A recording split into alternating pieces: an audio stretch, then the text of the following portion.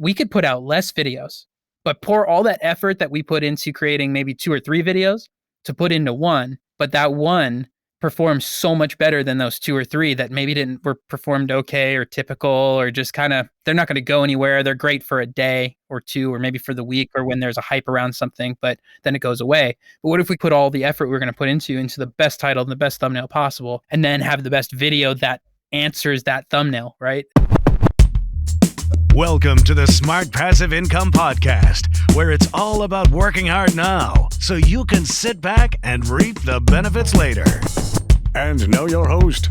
He's lean, he's green, he's a podcasting machine. Pat Flynn. So for the last year and a half, I've been talking about a new venture of mine, a little side project, a little side hustle in the Pokemon hobby collection space. You may have heard me talk about this on a Friday episode, perhaps on social media, on Instagram, on Twitter every once in a while. But today we are going deep because my special guest today is my producer/editor for that channel. His name is Dan Patrick Norton. He's actually somebody who's been a part of the SPI community for a very, very long time.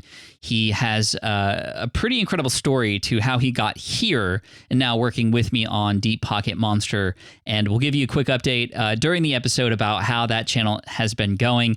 It's just a little preview. It's been going really, really well. And today we're going to talk about our approach for how we got into this space and how we decided to take a different approach compared to some of the other influencers and authority figures in this space. And it's been working really, really well. I mean, so well, in fact, to give you a quick preview, that Pokemon, the company, the largest media franchise in the world, is now building a relationship with me and is sending me product ahead of when those things are launched so that I can film them and share them with my audience. It's just been an incredible ride, and I'm so grateful that we get to chat today about the approach we take. And if you have any interest in YouTube and how YouTube works, this is definitely something that you'll want to pay attention to.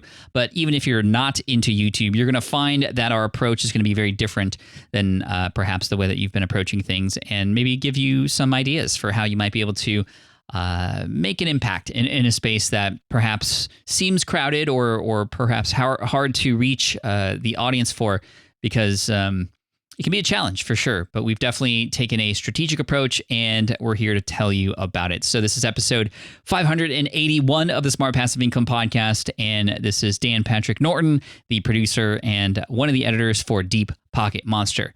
We're going to have some fun. Here we go. Dan, welcome to the Smart Passive Income Podcast. Thanks for being here, man. Hey, thanks for having me, Pat. Really, really excited about this one. We have a long history together, and now we're working so closely, in fact, that we text each other every single day. And you are now the producer at Deep Pocket Monster, which is this exploding YouTube channel that we started in the Pokemon space together. It's very much your project as much as it is mine, and we're going to get into that. We're going to get into how we approach a video together, how we work together, and how a video comes to be, or how we scrap ideas and all that stuff. But I also know that you, for a long time, actually were a listener of the Smart Passive Income Podcast, right? Like, how long ago was that, and what were you doing around that time? Oh, man, it had to have been 2012 or 13. 2012, I graduated my second film school, and I was just like, I don't want to be in film or TV. And my desire was I wanted to be creating like a web series, online content. I felt like that was the direction it was going. My professors were like, there's no money online. Don't waste your time. You got to go. We're in New York. You're a TV ads. Like, this is where you want to be, or go out to LA. I just like, I don't believe it, but I'm not going back to school. I just finished 2 schools. I'm not going back for business because I knew I needed to figure out my own way to do it. So I was like, well, I already listened to a bunch of wrestling podcasts. There's got to be some business podcasts out there. So I could remember opening up the app and just typing in business. And there was Smart Passive Income along with a couple others that were, you're all connected with. And I was like, let me just start listening to these, and binge listening over all of that time on these long walks in the summer, commuting back and forth to New York City. I was working for Major League Baseball and sports live streaming at the time, trying to figure out how do I build my own business so that I could create video content that's fun and stuff that I actually enjoy, not TV, not movies. That's someone else's dream. And that's kind of how it started. And it's funny how it's full circle right now. Yeah, because I mean, we're kind of living that dream now together with this new channel. But that was, 2013, and you were working for MLB and, working for somebody else. When did you start working for yourself? And what was it that you were doing first? So I was trying to figure out things for a long time, and I could not get things started. I was very guilty of just like listening and not actively doing anything Mm. because I just could, but it was hard because I couldn't figure it out. I also was single with no kids. I mean, I was dating my wife at the time, but it was just like, you don't have that motivation of I need to make something happen right now. Got Mm. married in 2015, started feeling that once our son was born in 2017. I was like, something needs to happen. I can remember sitting in, the operating room after she had a C-section and holding him for the first time and just thinking like, I'm responsible for you. Like, and I need I to remember like, that feeling. and I got to make something happen right now. And, going through that first month or two, I'm like, I think parents could really use some help here because I could use a channel, and all these channels are like boring doctors or nurses or just a couple. And I'm like, I think these videos could be better. So I started like a parenting thing using affiliate marketing, using your course and your content there to figure that out, along with some other content creators that I've learned from, like Roberto Blake and Sean Cannell and all that of building a YouTube channel. So I started this parenting channel, although I didn't really have a desire to build in there. I'm like, it's a way of making some money, right? So that was kind of where I got my feet wet with building some, affiliate marketing funds there and some ad revenue as the channel started to grow over that year. And ultimately ended up going into like essentially freelance, with kicking and screaming into freelance. I did not want to, and I never really considered it freelance. Owen Video, my mentor through many of these years, he really helped me like craft it as, don't look at it as freelance, but as a business owner who can then hire people to do that. And that's what I started to do alongside that to try to make my way out of the world of sports live streaming and MLB and Disney. I didn't realize that Owen was like a mentor of yours. Owen is such good people. He and I connected at Vid Summit a number of years ago, and just such good energy, real good people. And then he had a terrible run with cancer and going through some really hard times, leaving video for a while. And he's just always bringing positivity to the world, no matter what's happening to him. I didn't know that you were working kind of with him. Yeah, if it wasn't for Owen, I wouldn't be working with you on this channel, because he was the one that said, Dan, if you don't start doing services, you are never going to get out of there. He knew. I told him, I was like, man, I got this parenting thing going, but the kid's getting older. I don't really care about sharing baby stuff anymore. And he's like, you could do that and build it. But he's like, but if you really need money right now, start figuring out services you can offer. And that's where I said, like, kicking and screaming. I was like, Owen, I'm not doing this. And he was like, you need to start right now if you want this to happen sooner than later. Otherwise, you could wait for as long as you need to wait and stay at your job and do that. And man, I tell you, that guy, if it was not for his push, him and I are very different personality wise. He's very like the extrovert, outgoing kind of type, and I needed that push, that hard push to do it. And man, I owe so much to him. And man, he's fighting it. He's got this focus now on beating cancer. He's got a whole channel on that. And man, yeah, that guy has pushed me so hard in such a personal coaching way over the years to get me to do it. And I'm so thankful for it, because if I didn't, and kind of look at it in a business perspective, that I wouldn't have turned to helping others, edit video and all that kind of stuff. And then that's where I learned I'm not here to build an agency. My best work is when I work with the limited few people and can work in a producer mindset, which is what I knew back in college, what I knew back when I was creating my own videos, like way before YouTube existed, and just creating on like a little DV tapes with my friends. Like, my dream has always just been to be able to be, my best work is where I'm able to just kind of be a producer and then build things together for a limited project or a very focused project versus over many and a bunch of different clients. So thankfully I learned that lesson and had him kind of push me there.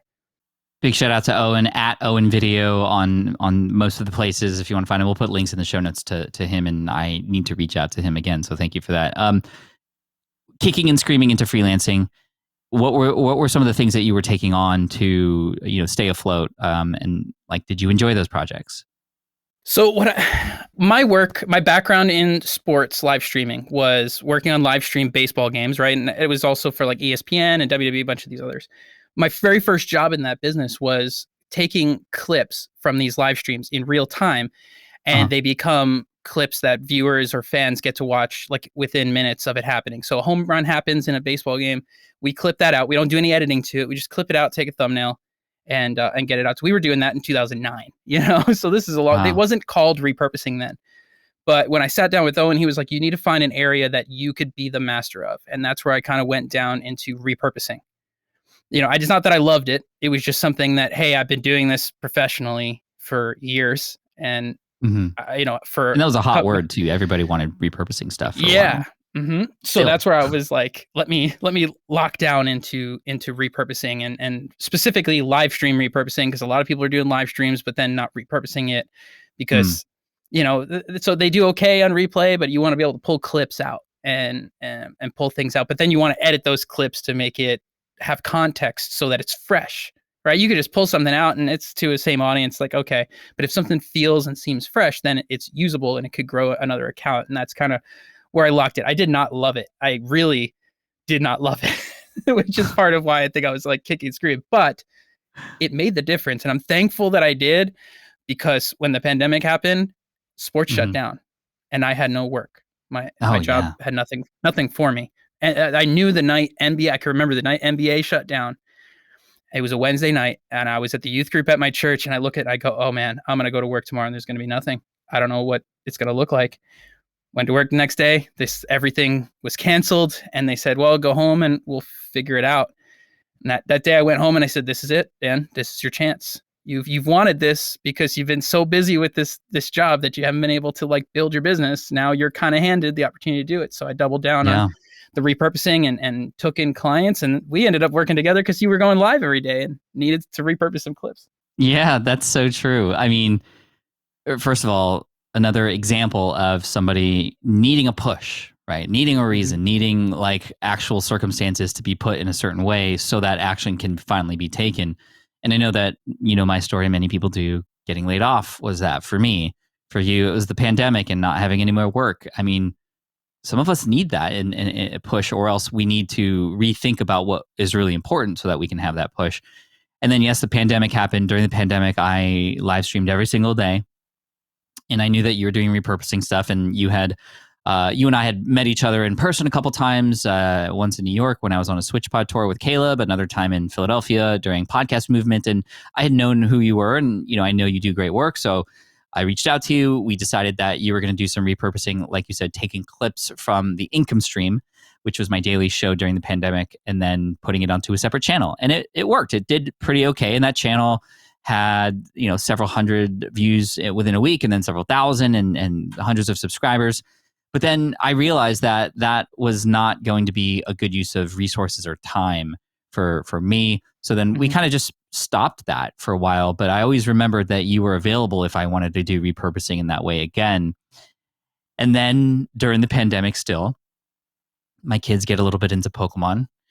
And I start getting into it too. I start researching it deeply, like I always do with anything new that I'm into, because I want to get highly involved.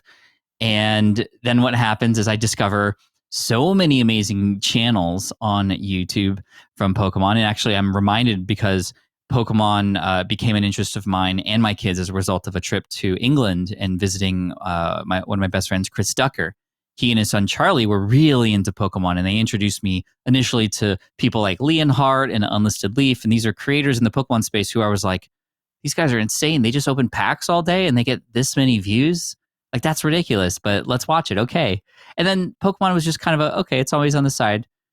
But in 2020, that's when I started to go full force with it and actually turn it into a hobby that I wanted to get into. And then I actually, I don't know if it was fate or whatever, but I don't listen to Gary Vee all the time. But for whatever reason, I did one day. And on his show, somebody called in. His name was Nick. And he had a Pokemon YouTube channel called PokeRev. And this was after the collectibles market in 2021 started to explode. And I think this is why Gary had PokeRev on, because he was a collectibles person in the Pokemon space. And I was like, dude, this guy Nick's like, I like his energy. And he's opening packs with Gary Vee. I'm going to go check his channel out. And then I just fell in love with his content, so much so that I reached out to him and I was like, yo, I love your stuff. Like, can I help you in some way? Can I like help you with your live streams and help you mod? And he's like, Pat Flynn, what are you doing here? I was like, what do you know who I am? He's like, yeah, I used to listen to your podcast like way back in the day, and I wouldn't be doing what I'm doing today without you. And we just connected. And I was like, this is insane. Like, this is such a small world. Anyway, I become a mod for his channel. I fall more in love with this hobby. I see as an entrepreneur, there are so many different ways that I could potentially bring something new to this space because I'm an entrepreneur. I see holes. I see opportunities. And I'm like, you know what? I think I'm going to create a YouTube channel on Pokemon. And then I immediately reach out to you because I know I'm not going to be able to edit these videos myself. And I'm like, Dan, I think I want to create a Pokemon YouTube channel. What do you think? Like, what did you think when I reached out to you and pitched this to you? Well, you first told me you were like, you have an idea for a channel, but it's completely different than this. Yeah. And you were like, do you want to talk about it? And I was like, yes. And then you're like, cool. Well, it's about Pokemon. And I'm in the 90s, I was all in. I was a Pokemon kid. Like, you know, I loved Pokemon in the 90s. I was huge with the video games, had the cards and all that. Obviously fell out of it. And now regret not buying a lot of those cards when I had the chance. But now that I work on this, but yeah, man, it was crazy because I was like, this sounds like it could be something really fun. It's different. It's not business video, right? Everything I've been doing at that point was business or, you know, self-publishing, these kind of different things that, you know, although I enjoy working with these clients, it's like, it's not necessarily fun content. Mm-hmm. And so to be able to have a chance to work on something that was fun and connects to my childhood, I was like, yeah, this sounds like a no-brainer. So I remember sending you an idea on like a first video or something. And, you know, you had given me a quote on like how much it would cost to get editing services and whatnot. And, you know, what it would be like for, you know, X number of videos per week or what have you, whatever, you know, the standard kind of thing. Yeah. And then I think I pitch you like the first video and I film about a whole bunch of things on my end and I share it with you. And then I think you replied with like, oh, like this isn't just like taking footage and like cutting a few things and then putting it together. Like this is a production. Like this is much bigger than I thought it was. What was going, like, what was your mindset with relation to like, when you really saw the vision that I had for this channel, like what it meant and what it was going to take? Mm-hmm. Yeah.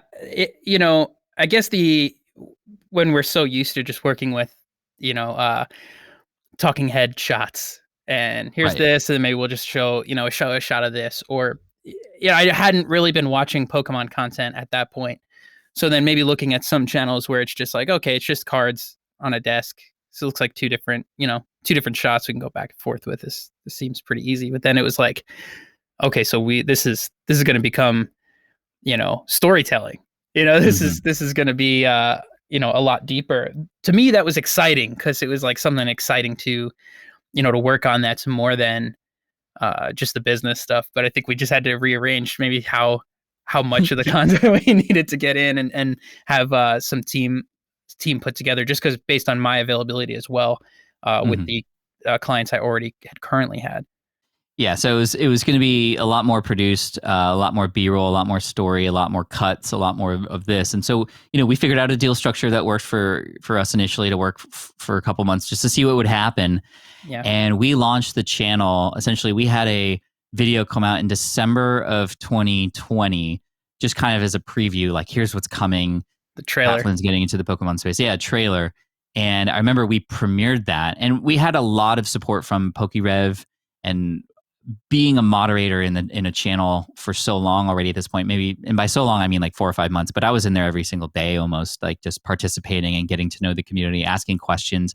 I was also doing some reconnaissance. I was like, what do you like about these videos? What kinds of videos do you wish existed? And, you know, me being a business-minded person, I saw a lot of opportunity there. So this is why the production is the way it is, because that's a unique advantage that you and I have together to bring these stories in a way that's different than what these other creators can do. And also taking the approach that, hey, I'm not an expert in this. I'm brand new in this, and I'm learning as I go. And I'm going to share what I learn with you, and we're going to find some fun things to tell stories about. And the reaction was very positive initially. Like that fed me so much energy because I was like, wow, I am starting something new in a space that I knew nothing about, and already people are saying great things about it, and that motivated me.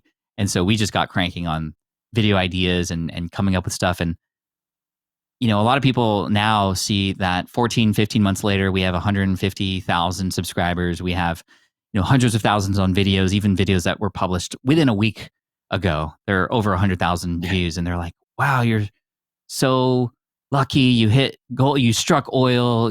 etc."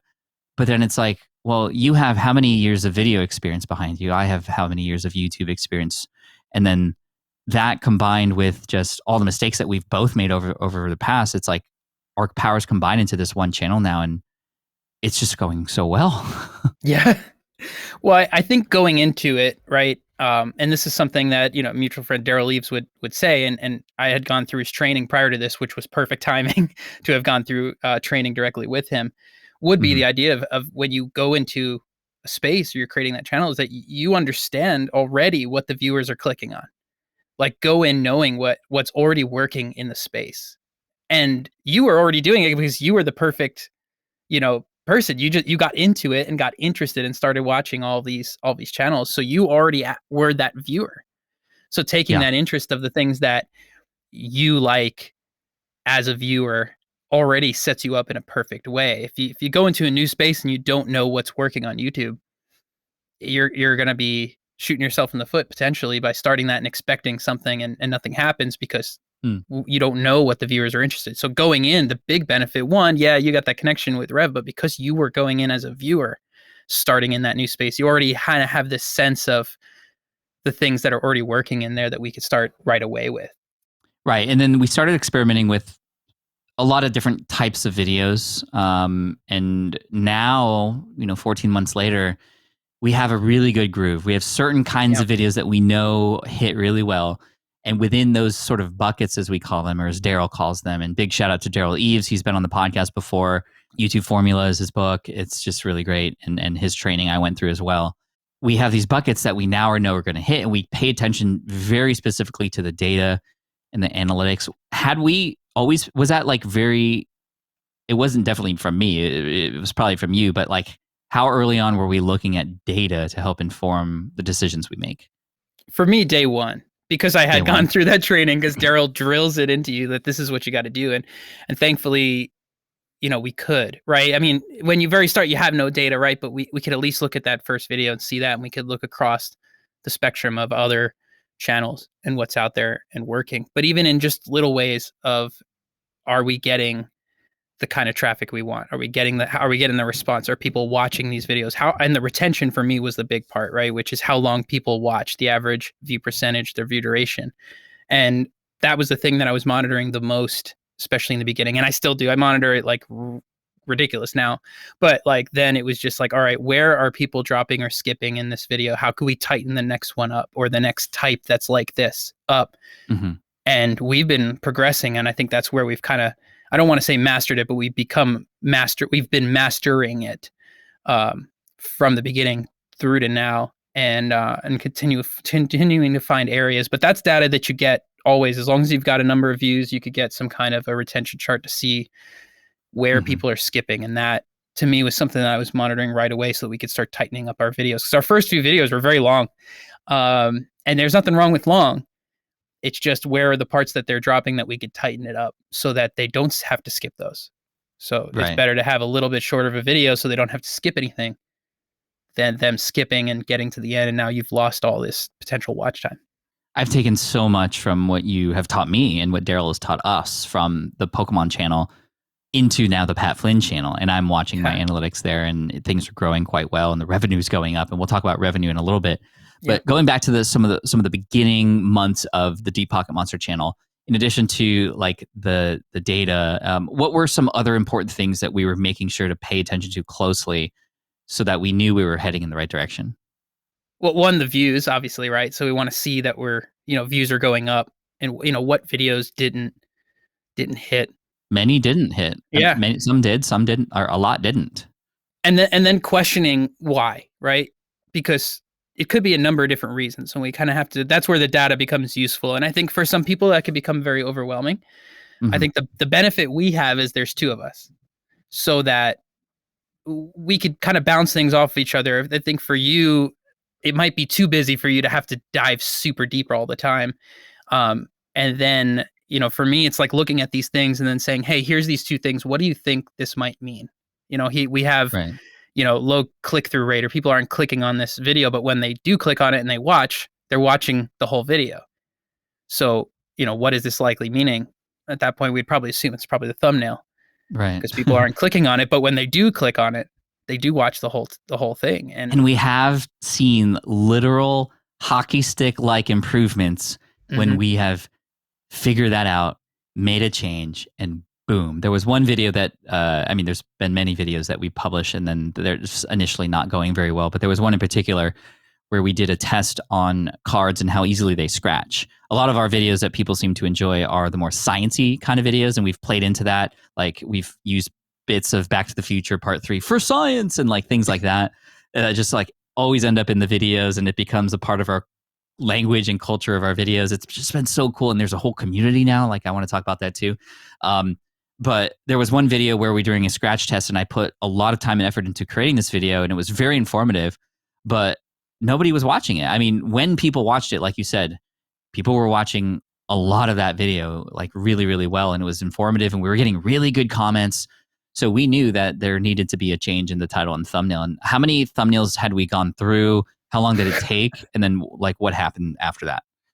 If we include the thumbnails that I was first testing and trying before we even launched the video, right? Testing as in we're going back and forth. I'll make a thumbnail and like text it to you and be like, what do you think? And then you go, what about this? And we go back and forth. At least 20 if we were to combine those with probably about, maybe it's like about 10 and 10. So 10 before we released the video, finally picked one. And then probably another 10 because we tried 3 or 4 other thumbnails that we put on that made no change or even dropped it in views. So like you could do A/B testing, all that kind of stuff. But when a video is doing like that, it's like, I just want to be able to change it and see, does it make an immediate difference? And I'll watch the real-time views. So I'll change a thumbnail and I'll sit there and watch those real-time views. I'll be doing some other things, but I'll have it open and I'm going to be sitting there watching it and seeing, okay, do I see an immediate difference? And then if I do see one, okay, let's keep monitoring if this continues. If that does, okay, we made a good choice. Does it go down? Okay, maybe I need to put it back to that other one and kind of go back to the drawing board. And for that particular video, we had to have been about 2 or 3 others before we found the one that made the difference. And once I put that up, you could almost immediately start to see the views. Not like it goes up crazy and dramatic, right? YouTube's not promoting a video that much if people aren't clicking on it. It's just not going to share it.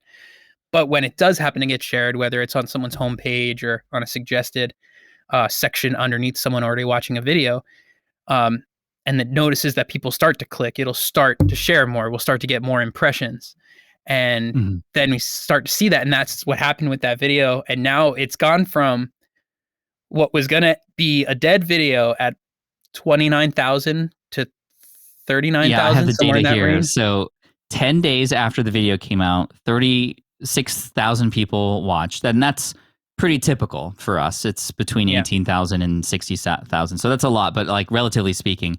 And then 20 days after that, a whole month later, it's not even 10,000 more views after that.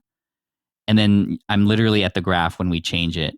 And then it's like from 30 days, it's 44,000. 10 days after that, it's 100,000. 10 days after that, it's 200,000. And we're now 54 days and it's about 250,000 views on that video. And it's smoking still. It's like doing so good. And it's literally because we looked at the data. We said, this is not working. Let's figure out a way to get people to click on this thing. And it like, you did so good on that. It's just been so amazing because you hear about stories like that. Oh, they changed the thumbnail and then it like worked. Oh, it like worked so well in this case. And we've had a few videos do that. Yeah, I'll tell you this, though. I'm still not satisfied with it. Now, some people might say, oh, Dan, you're crazy. Like, if it's working that well, why would you do any other changes to it, right? It's gotten a lot of views at this point. But there's a lot of different traffic sources, right? And what I've learned from Daryl is that each traffic source is its own algorithm, right? It's not like there's a YouTube algorithm. There's algorithms for every single traffic source, and they operate individually, separate from each other. Like search is one. Yeah, search, suggested, browse, those are all the different ways that YouTube will recommend videos within its own system outside of external, where you share it on your socials and websites and embedding. But this particular video does so well in browse, which would mean like home feed. It means you open up your YouTube app and it's right there in your home feed. So for a lot of people, if they maybe watched one Deep Pocket Monster video, it's very likely that later they come back to their app and that video will end up being the first one, because YouTube knows if people see it in their home feed, they're going to go click on it.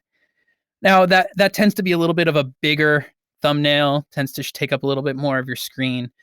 This particular video is not performing to the way I'd like it in suggested. So that's like if you're watching a video and then there's those other videos below it. So someone's watching one video and they want to go to another video, or let's say they're watching one of the Deep Pocket Monster videos and we want that to be like up next or something. This particular video doesn't perform super well there. So now I'm in the phase of, I'm not going to just go and change the thumbnail. I'm going to use a software like TubeBuddy to do A/B testing on very small little things.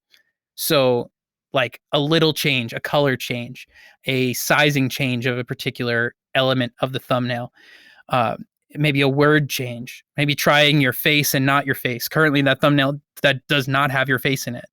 And that could also be why it's not performing in suggested, because maybe people are watching Deep Pocket Monster videos, but then don't see your face and they maybe don't recognize that it's Deep Pocket Monster.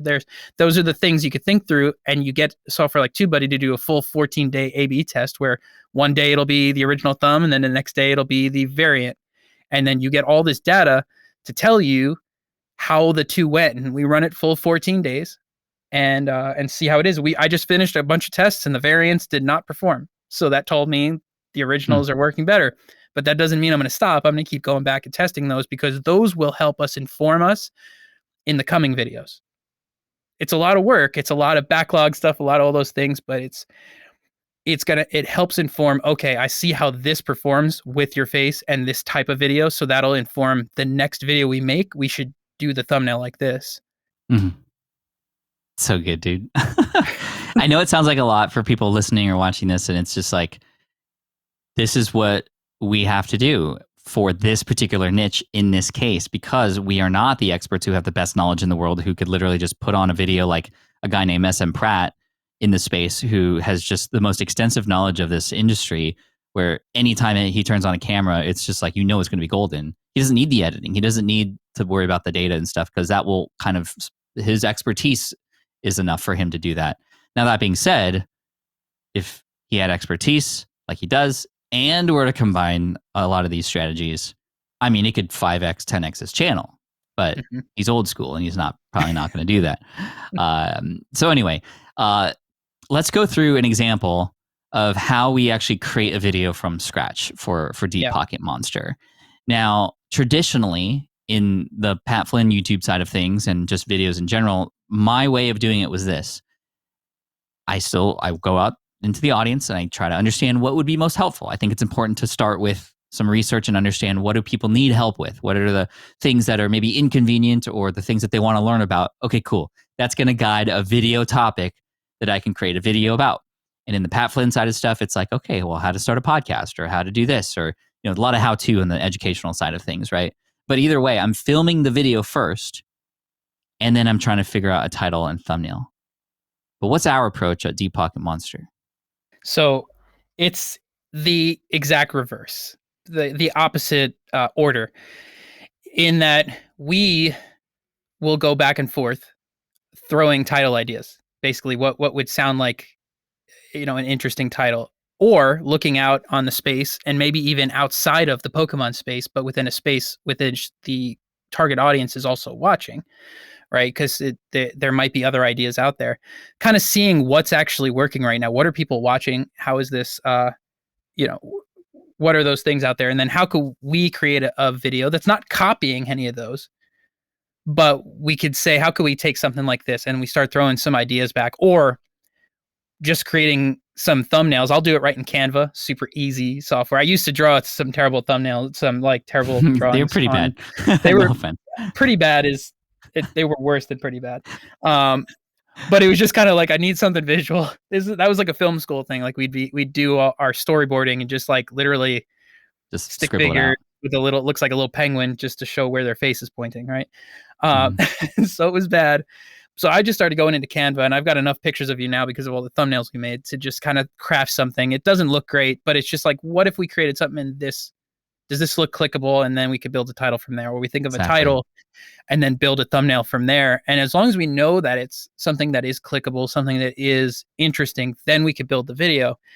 Because if you build the video first, and we've done this, and the videos haven't performed, right? Where we've made videos over the years, even over this year, where we've just like, oh, this sounds like a really great idea, but we didn't think about the thumbnail as hard as we should have, or spent as much time before, and then the video ultimately didn't perform as good as the video is, and as much time and effort we put into it, and the people who've watched, like it. But if we didn't have an effective thumbnail and title first, so we've really learned that lesson this year, and it's paid off so Huge. much to sit down and say, you know what, we could put out less videos, but pour all that effort that we put into creating maybe 2 or 3 videos to put into one, but that one performs so much better than those 2 or 3 that maybe were performed okay or typical, or just kind of, they're not going to go anywhere. They're great for a day or 2, or maybe for the week, or when there's a hype around something, but then it goes away. But what if we could put all the effort we're going to put into the best title and the best thumbnail possible, and then have the best video that answers that thumbnail, right? That's how you stay away from clickbait. They have to match. They have to. That's where I was running into a lot of issues. If they don't match, you could still have a great title and thumbnail, right? Like maybe you nail it even after you film the video, but then like, because you've already filmed the video, the hook doesn't match the expectation that a person has when they click over, and therefore they're less interested, or they're less likely to go through. The story doesn't carry on. So by taking the thumbnail title approach first, we can ensure that the video we create, and the moment the video starts, it already is getting into exactly what a person is expecting, or at least has some sort of hook that just gets people into it right away. Yeah. And another thing, well, that scratch video, we did this, right? We made the title, we made the thumbnail. We had been thinking about that thumbnail for weeks. The problem we didn't think about with the original thumbnail, this is a scratch test to see if you could scratch a card, right? A Pokemon card. We thought in the thumbnail, it'd be great to show like the most famous Pokemon card, which is a holographic Charizard, right? It's the expensive Charizard that everyone loves. And it's got this holographic, which is this shiny, foil on the card. And we thought, well, that stands out because a Charizard always stands out. Everyone can recognize that. If you're a Pokemon fan, you instantly recognize that visual. It's like, okay, that's going to stand out. Let's put a scratch on it and show it like being scratched. But what we didn't account for was how that would turn people off, and they wouldn't want to click, because what we learned after from reading the comments, from seeing how people responded to it, was, I don't want to see a Charizard get scratched that way. And we didn't scratch a Charizard in the video. We teased it, so we figured it was okay. Like, oh, we're going to do this and then swap it out for a non-Charizard card. But it turned people off. And so as much as we did spend the time on that title and thumbnail, it didn't perform because we didn't expect that variable. And that has helped inform now too, because a lot of times where we've thought, oh, why don't we just show this card? We shouldn't, because it'll turn people off. And I think that made sense. And now we see a huge difference. Right. And now the thumbnail, if you go and look at it, it's a different card, the one that we actually use on the test, but an exaggerated scratching effect on it, an arrow that says, don't do this. You don't know what caused that scratch. Before, we even had like a box cutter on it, but it's like, why would you put a box cutter on it? In fact, on the thumbnail is a sleeve, and everybody sleeves their cards in this space, but then you're kind of surprised that it would do something. Don't do this. You have to click on it now. And that's what's been working really well. Okay, so title, thumbnail, awesome. And then we go into, and it's true, we like speak in title sometimes. We'll have a 10-minute back and forth conversation where it's just titles going back and forth. And it's like the weirdest conversation if you were to see it. Out of context, it would make no sense. Yeah, exactly. But we wait for the other person to react. And we go, oh, that's it, right? Or, ooh, I want to click on that. And we just keep going until we get there. We could probably take it one step further, where, especially with videos in the future where we maybe invest, a lot of money into buying something or creating something, maybe getting our Discord community involved with the thumbnails. Like, which one would you rather click on, or what do you think this thumbnail, or what do you think this title means, or what do you expect out of it? That way we can even get more information. I know Mr. Beast does similar stuff to that, but and we can work our way toward that. We have this awesome community now that's being formed on YouTube, and now we have in our Discord community run by Jay and another team member of yours. But we, after the title thumbnail, like, usually I'm so stoked at that point. I'm like, yes, this video is going to be so sick. Like, I want to create it. And then we get into like a super rough outline, right? Talk about that process and like how rough it actually is. Yeah. So we'll kind of start out with just kind of, well, first, the big thing is really starting with what's our hook, right? Where are we landing people and where are we going, right? We want to Yep. know where are we starting, what does the audience know now? That's that storytelling, and what are they going to know at the end, right? That's the key things we really need to figure out. And then kind of the middle is that journey. And I think more recently we've been getting better at this, like figuring out how do we take people along that journey so they don't forget what this is about. So in the end, the payoff, it's exciting for Right, them. right. Or what's at stake, right? Like Right. there has to be like maybe it's a bad outcome, maybe it's a good outcome. We don't Yeah. know. So let's like stay around and figure it out. Like we did a video where I was curious to see, because a lot of us in the Pokemon community, we ship cards like everywhere all the time. Like the people who buy, we buy cards from eBay, etc. We want like which shipping service is the best, right? And I could have Yeah. just done like a quick talking head video, like, hey, I did an experiment and I found out that this company did best. Here are the cards. See, they look okay. But we told a story that had stake in it. And we also shared a reason why this was important. I actually got shipped a box and it was like totally damaged. And that was like, hey, like, do you want this to happen to you? Like, no. So which shipping company actually treats our cards the best? So I got 3 boxes, put the same cards loosely in each of those boxes, and then put an Apple AirTag actually in each of them. You had mentioned getting inspired by other channels and other spaces. That was a Yeah. clear example of that. There was another channel that put AirTags in boxes to see like if they could ship cards to North Korea and like different other places. We weren't shipping cards to North Korea, but we were shipping cards to a mystery guest. This was another hook. We're going to ship it to a mystery guest, and they're going to open it. We're going to track to see like which ones get there first and what route they take and whatnot from the AirTag. And then our mystery guest is going to open it and see what the damage is inside. And we're going to know which company handled our package the best. Like whether you even like Pokemon or not, that is a interesting video that you'd want to know the outcome for, right? So we're hitting Yeah. more than just collectors now. We're hitting a bigger audience as a result of that. Yeah, we'll create the titles and thumbnails to stand out and be specific for that target audience, right? We're always creating that, but the fact that we could create it a little bit bigger or a little broader opens us up to a little bit of a bigger audience and more of a casual fan audience. So someone who maybe enjoyed Pokemon a little bit or just knows a little bit about it may become then a fan and turn into a Pokemon fan, because now they started to watch maybe some of these videos that might be suitable for more of a broader audience than just for the like super niched collector audience. Right. Now now we've got an opportunity, and we've seen it with some comments that have come in where people have become fans of Pokemon cards because they've watched these videos, which is always cool to see. And you can like, we also track like people who've left a absorbent amount of comments in a short period of time, and you can see exactly the videos they watch one after another. They like spend all day watching all the videos, and it's just like, it's just so cool to see that that's going down, especially in the particular buckets, right? We only have 2 of our weird purchases on Etsy, but when we have like 10 of them, they're just going to keep feeding each other. Like it's going to be amazing. Exactly what Daryl talks about, and we're actually executing on it. And that was something that was very hard for my other channel, which my Pat Flynn channel, it's like, hey, I have podcasting tutorials, but I also have a very popular video on PowerPoint, and I also have videos on business mindset, and I also have videos about videos. It's just like, it's hard for anybody, let alone YouTube, to understand like, who do we feed your videos to? And that's why it's not getting as much traction as this. Anyway, let's go back to, so we got title, thumbnail, then we go into rough outline, basically like you said, like what's the hook, and where are people ending up, like what's the outcome, the promise, what's at stake here, and then the middle becomes like the storytelling part, and then it's kind of just, again, it starts very rough and it's bullet points, like we should do this, and then this happens, and then this happens, and then we ultimately start filling in the holes and start filling in details, and like, okay, here are the shots that we need now. And then oftentimes I do personally, I don't know if you do this as well, but I look at the script and I'm like, okay, let's do a round of jokes. Where can we add jokes and humor into this, right? Like, oh, here would be cool to add this little stinger or this little funny part. Like zoom in close on my face while I look confused. Like I'll write that in the script so that you or Zach or other editor kind of knows where to go with that. And then we usually get like, am I missing anything before like a super rough first cut?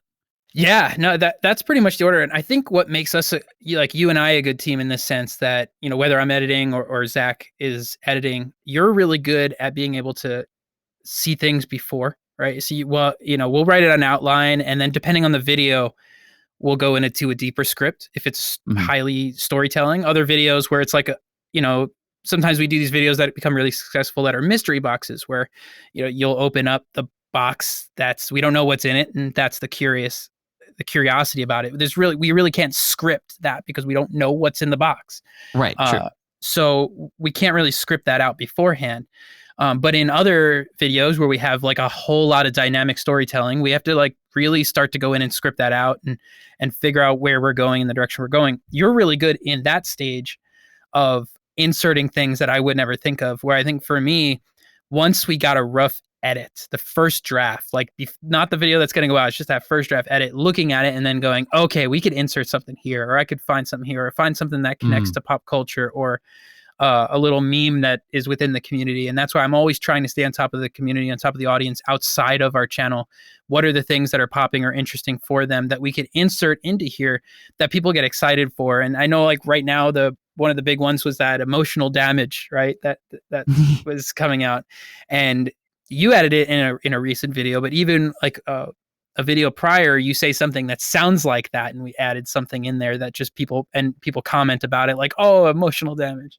Yeah, it's the staying on top of trends and memes, bringing that into the videos, even though it's not related to Pokemon, but we make it related to the things that are happening is interesting. There was one where we inserted like Bernie Sanders randomly sitting on a chair or something. And then, speaking of community, we've developed these really amazing fans of the show, and I do what I can to give back to them. We do a lot of giveaways. We have a lot of, we have live streams every week often, and we can get up to 1,500 people watching concurrently.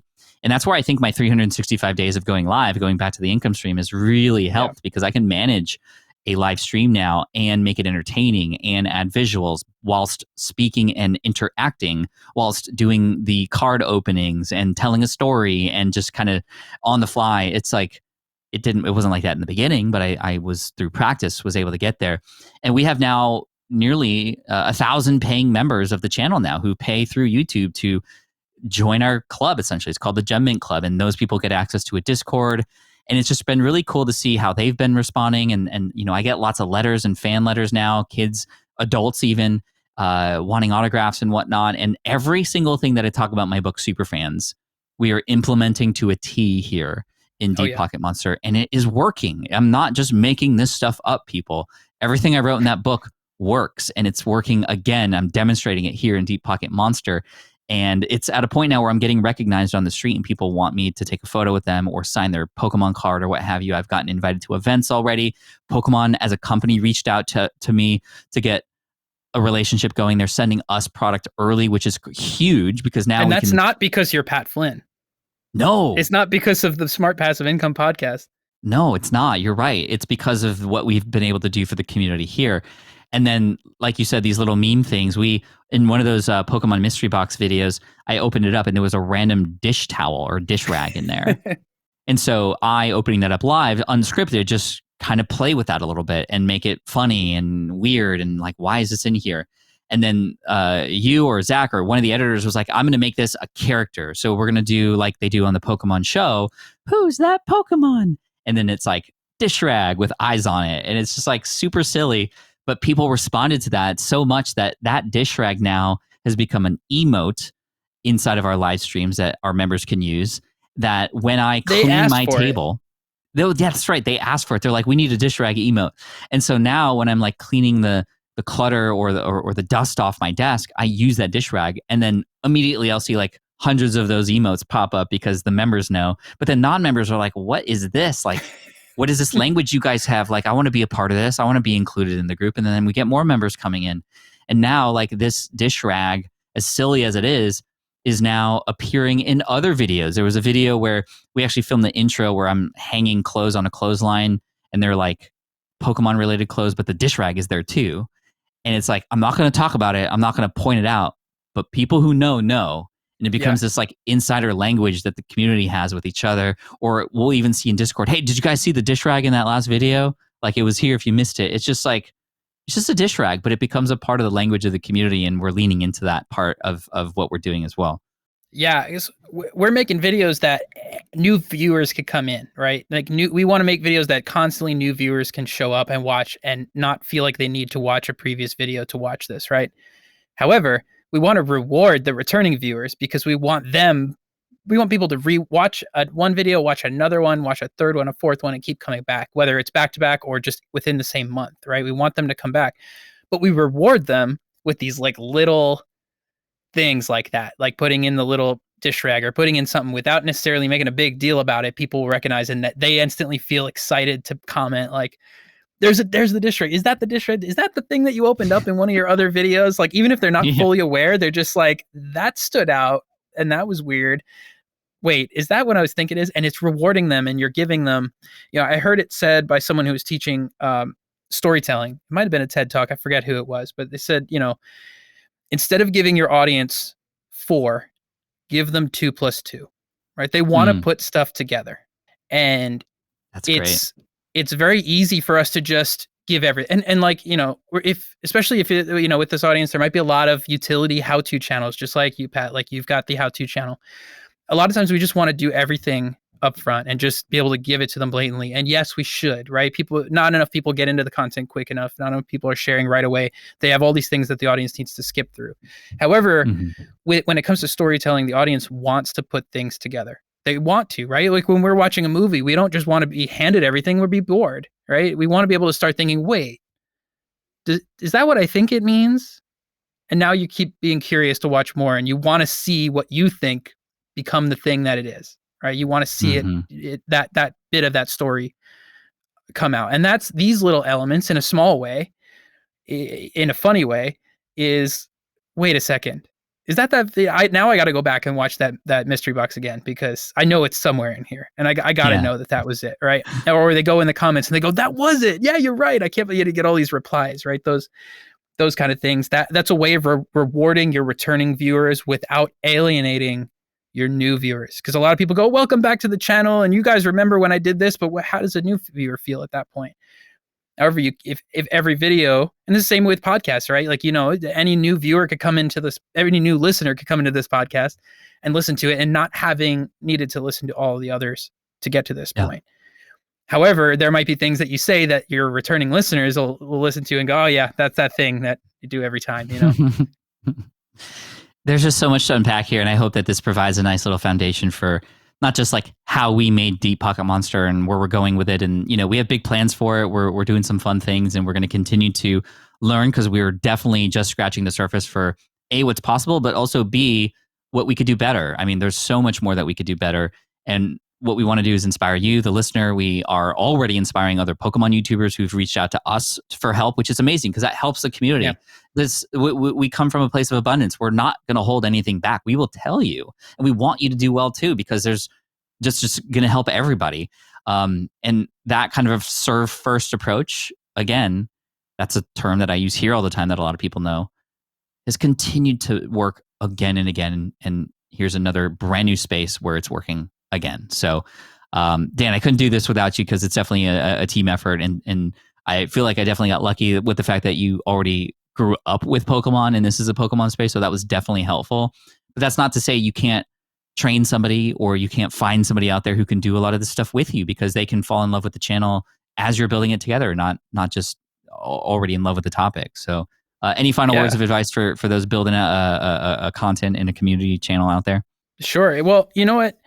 I know listening to all this could be super overwhelming because we went from like data to like creating all these videos and now inserting things that your returning viewers are going to really, now I got to insert pop culture references. Like, no, you need to make the videos that your target audience wants to watch.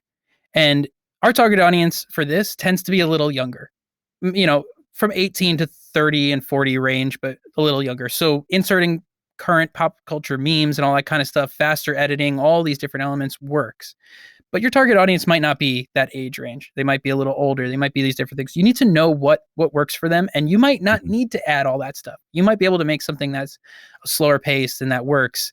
I've been watching this one video that's like blowing up millions. It's a guy who bought a lobster from a supermarket and he raised it. And now that video's got millions of views. It's a slow video. It's got terrible music. the guy just kind of talks, but I'm sucked in because the storytelling is good.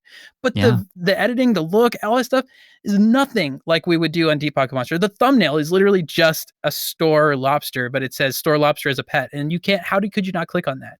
Right. Right. But it doesn't mean that you have to look like what we do. So I don't want people to go out and oh, now I got to copy how the way they do their videos, because that works and that must mean everybody. Just focus on your own audience. Start thinking about what are the things that are working out there and slowly build it up. This has taken us a year to really get to the stride that we're at right now. And we still only feel like we're getting started, so there's ways to build up to it. Don't let the overwhelm hold you back from starting it. It's just get there and focus on your audience and what they like to watch. 14 months into this, or 15 months into this, we're generating 5 figures in revenue from this business already. And I knew nothing about this 2 years ago. There's no excuse. You can do this. You just got to get going and learn and stumble and fall and get back up and keep going and work with good people too. So Dan, thank you so much for coming on. Appreciate the inspiration. Looking forward to texting you probably later today to talk about the next video. Yep, of course. All right, man. Where can people go to learn more and follow your stuff? Well, I don't really have too much right now, but DanielPatrickNorton.com. It's being rebuilt, but Daniel Patrick Norton on Instagram is probably the best place. And I pretty much go by Dan. I know it doesn't make any sense that it's full names like that, but it's the only way to find me and not a rugby player.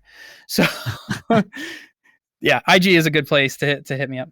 Awesome. All the links in the show notes. And appreciate you, man. Talk soon. Thank you, Pat. All right. I hope you enjoyed that episode of the Smart Passive Income podcast talking about Deep Pocket Monster, which has just been on a tear lately. I mean, even since recording this episode, we are nearly approaching now 200,000 subscribers. We're within 8,000, 200,000, nearly 800,000 from a million. But anyway, 1 million is something that is on our radar for perhaps by the end of next year as far as a goal. But for right now, we're just having a lot of fun and doing something pretty incredible. And if you go to the YouTube channel, Deep Pocket Monster, do pay attention to the different kinds of videos that we're coming out with. If you wanted to go, in fact, back into our history of very first videos, you'll see we experimented with a few different things, a lot of more historical type of videos, and then we started to find our buckets, find exactly what the audience wants. And now we're at a point where every new video, if it doesn't hit 100,000 views in a week, then it wasn't a good video. It didn't start out that way, that's for sure. And hopefully this episode gave you some insight in terms of our approach for this channel. And we'll see where it goes. I think that there's a ton of upside here. And most importantly, we're always just trying to keep it fun, because if we're having fun, then the audience is having fun and everybody wins. So anyway, I hope you're having fun, and I hope that your ventures are going well too. If you haven't done so already, hit that subscribe button so you don't miss out, because I will be updating you on this channel and some of my other side projects in the future. And we have a lot of great episodes coming your way, so I don't want you to miss out. Hit that subscribe button. And again, thank you so much. And if you have the opportunity, make sure you head on over to SPI Pro. If you go to spipro.com, you'll be able to apply to an amazing community with entrepreneurs just like you to be able to connect, to mastermind, to get challenged. We recently ran a challenge to purge our email lists, and we kind of did that all together so that we can kind of do it as a group and be there for support. Team SPI was there for support to help people through that process. So that's just an example of the things that go on in there, and I hope you check it out. Again, go to spipro.com and we can make sure it's a great fit for both of us, and I look forward to seeing you in there. Thank you so much. I appreciate you, and I look forward to serving you in the next episode of the Smart Passive Income Podcast. Until then, cheers, peace out, and as always, Team Flynn for the win. Bye. Thanks for listening to the Smart Passive Income Podcast at smartpassiveincome.com. I'm your host, Pat Flynn. Our senior producer is Sarah Jane Hess. Our series producer is David Grabowski. And our executive producer is Matt Gartland. Sound and video editing by Sean West Media. The Smart Passive Income Podcast is a production of SPI Media. We'll catch you in the next session.